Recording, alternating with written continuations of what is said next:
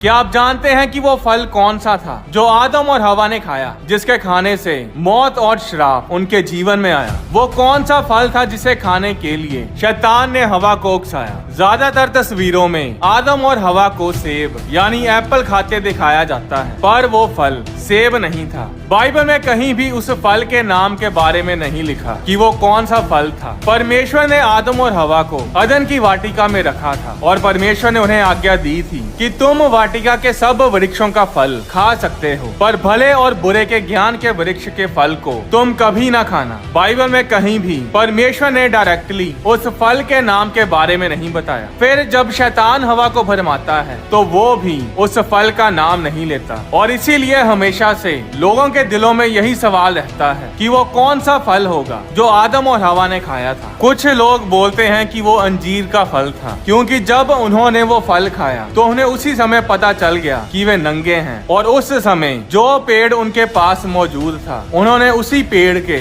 यानी अंजीर के पत्तों के कपड़े बना लिए। फिर लोग ये भी बोलते हैं कि यीशु मसीह ने अंजीर के पेड़ को श्रापित किया था, इसलिए वो फल अंजीर का फल ही है। मरकुस अध्याय 11 उसकी 12-13 आयत में लिखा कि यीशु मसीह को भूख लगी थी और इसीलिए वो अंजीर के पेड़ के पास आए थे ताकि उसका फल खा सके। यीशु मसीह उस पेड़ को श्रापित करने के इरादे से उसके पास नहीं आए थे। तो भले और बुरे के ज्ञान का वृक्ष वो फल ना तो सेब है और ना ही अंजीर, वो फल है अंगूर। जी हाँ, परमेश्वर की आज्ञा तोड़कर जो फल आदम और हवा ने खाया और जिसे खाने से उनके जीवन में श्राप और मौत आई, वो फल अंगूर था। पर वो फल अंगूर कैसे हो सकता है? बाइबल में तो लिखा है कि वो एक वृक्ष था, एक पेड़, एक ट्री था, पर अंगूर का तो कोई पेड़ नहीं, उसकी बेल होती है, उसकी लताएं होती हैं, अंगूर का वृक्ष नहीं होता। पर क्या आप जानते हैं कि पहले समय में अंगूर का पेड़ इतना बड़ा होता था कि वो वृक्ष के जैसा होता था? इसके बारे में बाइबल में बहुत सी जगहों पर लिखा है। यहेजकेल अध्याय 15 उसकी 2 आयत में परमेश्वर ने कहा,